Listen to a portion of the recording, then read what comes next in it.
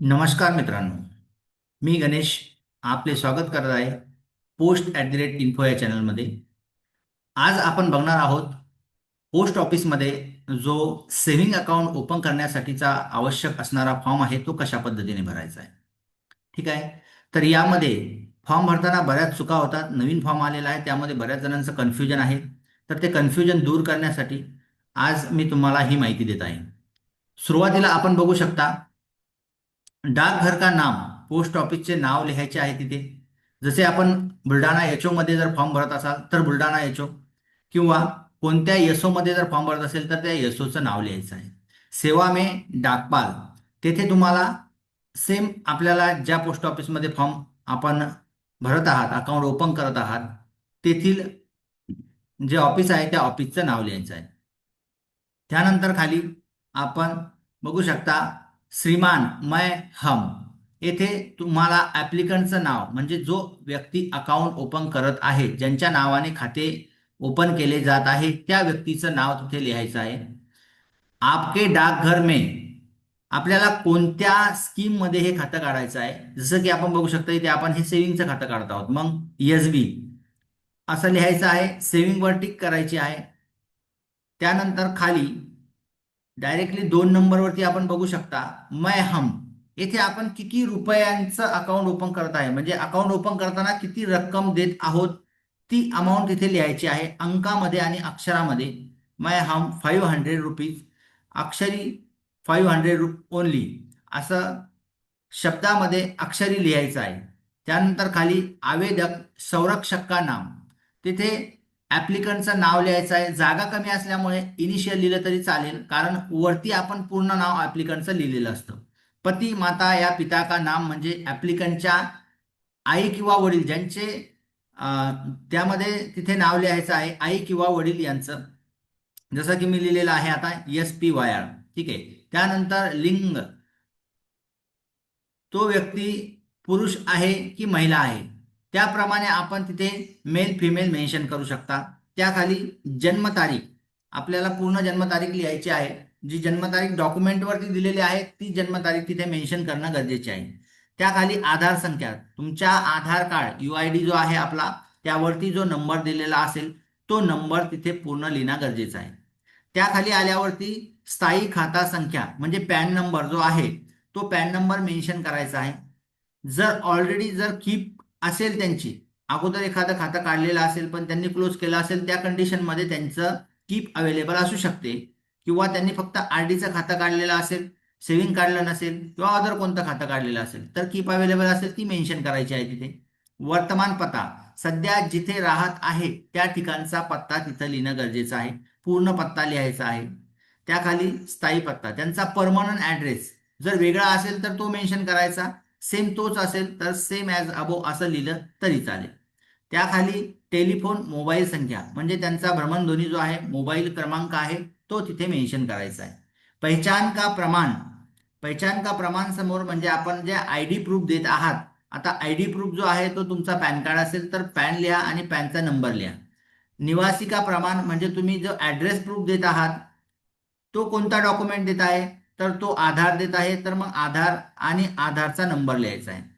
खाली आल्यावरती नमुना हस्ताक्षर, तुम्हाला नमुना हस्ताक्षर तिथे मेन्शन करायचं आहे. तिथे 3 सह्या करायच्या आहेत, ऍप्लिकंटच्या 3 सह्या करायच्या आहेत. ओके.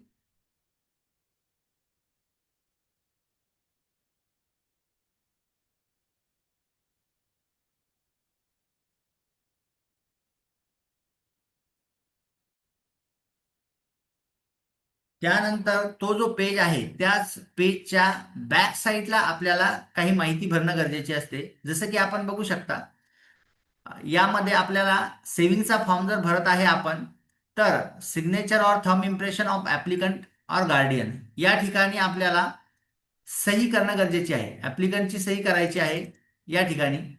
त्यानंतर नॉमिनेशन, या खात्याला अकाउंट ओपन करताना जर आपल्या सोबत काही दुर्घटना झाली आणि आपण जर मयत झालो, तर मग आपल्याकडे आपल्या अकाउंटमध्ये असलेला पैसा कोणत्या व्यक्तीला भेटायला हवा यासाठी आपल्याला नॉमिनी ठेवणं गरजेचं असतो. बऱ्याच ठिकाणी या अगोदर असं केलेलं आहे की नॉमिनेशन मेन्शन करण्यात आलेलं नाही. केलं तर चुकीचं किंवा नावामध्ये स्पेलिंगमध्ये चेंजेस असतात, तर तसं होऊ द्यायचं नाही. त्यांचे जे डॉक्युमेंट्स आहेत आधार आणि पॅनवरती जे नाव आहे तेच नाव इथे मेन्शन करायचं आहे आपल्याला. इथे nominee of the nominee and relationship, इथे आपल्याला वारसदाराचं नाव लिहायचं आहे आणि त्यांच्यासोबत अकाउंट धारकाचे रिलेशन काय आहे ते तिथे मेन्शन करायचे. पुढील कॉलम मध्ये आपल्याला पूर्ण ऍड्रेस मेन्शन करायचा आहे. त्या व्यक्तीचा जर आधार असेल तर तो आधार नंबर येथे टाकायचा आहे. त्यानंतर वारसदार हा जर मायनर असेल तर त्या केसमध्ये त्याची जन्मतारीख लिहायची आहे आणि आपल्याला नॉमिनेशन जो आहे त्यांचा गार्डियन पण लिहिणं गरजेचं असतं. शेअर ऑफ एन्टायटल म्हणजेच 100% आपण देत असाल, एक नॉमिनी असेल तर त्याला 100%, दोन नॉमिनी ठेवत असाल तुम्ही तर 50-50%. या पद्धतीने आपण शेअर ऑफ एन्टायटल मध्ये त्याचं पर्सेंटेज लिहायचं आहे. Nature of entitlement, trustee or owner, यामध्ये खातं काढणारा व्यक्ती हा वैयक्तिक खातं काढत आहे त्यामुळे ओनर लिहायचं. जर एखाद्या संस्थेच्या नावाने जर खातं खोलल्या जात असेल तर तेथे ट्रस्टी या पद्धतीने लिहिणं गरजेचं आहे. त्याखाली सिग्नेचर ऑर थंब इम्प्रेशन, या ठिकाणी सुद्धा अकाउंट होल्डर जो आहे त्याची सही करणं गरजेची आहे. ओके. त्यासोबतच एक आपल्याला केवायसी फॉर्म भरणं सुद्धा गरजेचा असतो. हा केवायसी फॉर्म यासाठी महत्वाचा असतो की यावरती तुमची जी सही असते ती सही आणि तुम्ही लावलेला फोटो हा सीपीसी सेंटर येथे जातो. तिथे गेल्यावर स्कॅन होतो आणि जेव्हा तुम्ही पोस्टामध्ये याल व्यवहार करण्यासाठी तेव्हा तुम्हाला व्हेरीफाय करण्यासाठी ते सिस्टीममध्ये काउंटर पीए जे आहेत ते या फॉर्मवरील फोटो आणि सही चेक करून व्हेरीफाय करतात. त्यामुळे येथे तुम्हाला नेम मध्ये पूर्ण नाव लिहायचं आहे, त्यासमोर त्या ऍप्लिकंटची सही करायची आहे आणि फोटो लावताना 3 महिन्याच्या आतील फोटो लावायचा आहे. खूप जास्त जुना फोटो लावायचा नाही. खाली जे आहे ते ऍप्लिकंट 2 ऍप्लिकंट 3 मध्ये काही लिहिण्याची गरज नाही. जॉईन होल्डर असेल तेव्हा तिथे माहिती भरावी लागते. त्यानंतर आपल्याला खाली दिलेली माहिती जी आहे तिथे आपल्याला नेम इन कॅपिटल लेटर्स, नाव कसं आपल्याला कॅपिटल लेटर्स मध्ये लिहायचंय. आपल्याला पत्ता पूर्ण भरायचा आहे. पत्ता भरताना अर्धवट पत्ता भरायचा नाही. केवायसी फॉर्म भरताना शॉर्टकट पत्ता भरला जातो, शॉर्टकट पत्ता भरायचा नाही. पूर्ण डिटेल आणि कॉलम्स यासाठी दिलेले असतात की ती माहिती भरणं गरजेची असते, त्यामुळे तिथे पूर्ण माहिती भरायची.